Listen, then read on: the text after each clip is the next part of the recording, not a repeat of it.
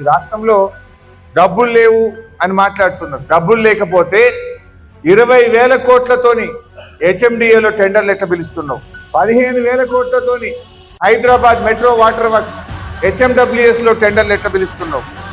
7,000 కోట్లతోని జిహెచ్ఎంసీలో టెండర్లు ఎట్లా పిలుస్తున్నావు? నీ భూములున్న మీ అత్తగారింటికి ఆమన్గల్ 5,000 కోట్ల రూపాయలతో 10 లైన్ రోడ్ ఎట్లా ఇస్తున్నావు?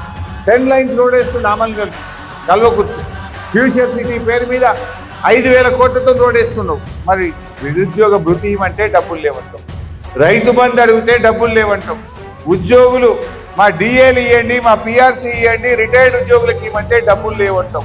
నీకు ఇష్టం ఉన్న వాళ్ళకి మాత్రం డబ్బులు వస్తున్నాయి.